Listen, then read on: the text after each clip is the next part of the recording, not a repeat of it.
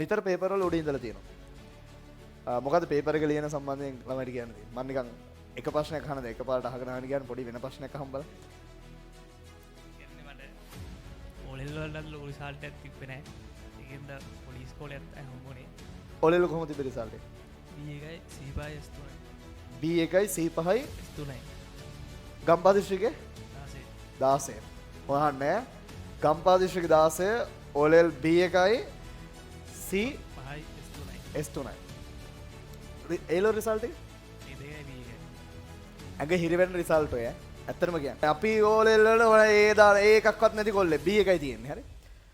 වෙලාවට මට හිතුණා මයික් එක දෙන්න ඕනේ කියලා. හරි. ඒ වගේ ගොඩක් ඇති මෙතන. කියන්නකො ඉතින්. මුල්ටිකේ සර්ගේ නෙමෙයි ක්ලාස් ආවේ. පොඩ්ඩක් ඉල්ලලා හරි ඊට පස්සේ තමයි මේ. පොඩ්ඩක් මගේ නේ පන්තිය. සර් රිසල්ට් පටන් ගත්තම සර් කෙබුදුනේ. ඉතින් නම් වැඩ කරන්න ගත්ත කොහොම හරි රෑන්ක් එකක් දානවා කියලා.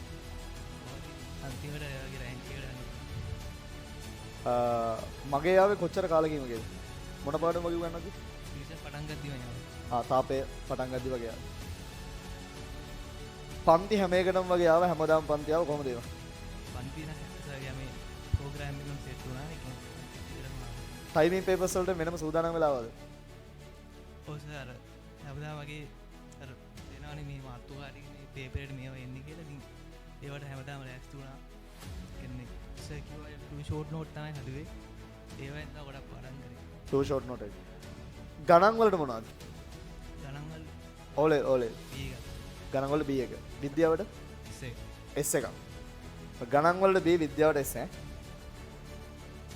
මම මේ පාර අහපු වෙනස්ම රිසල්ට් එක. හරිද? තව කියන්නේ තව ඇති මම අහලා නැහැ ඕලේ රිසල්ට් එක. මහන්නේ නැහැ මේ පුතා කියපින්ද නෙවෙයි. නියමයි. සතුටුයි. මෑල්ට කියන්න තියෙන්නේ මොකද්ද? අර ජීවිතේ කොහේ හරි වැරදුනාම ඉතින් අතාරින්න එපා.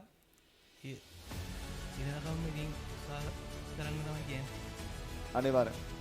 ඒ පුතා පටන් ගත්තෙම මගේ ඕලේ රිසල්ට් එක අඩු වුණා. ඒකින්ද හොඳ ඉස්කෝලයක් සෙට් උන්නේ නැහැ. හැබැයි ගේම් එක අතහැරියේ නැහැ.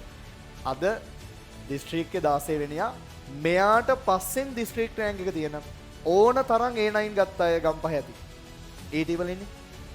AT වල ඕන තරම් A9 ගත්ත අය මීට පිටිපස්සෙන් ඇති. ඒකින්ද අපි මේ හැමෝටමත් එක්ක මෙයාට හොඳ අප්පුඩයක් ගහමු සුපිරි. සුපිරි රෑන්ක් එක.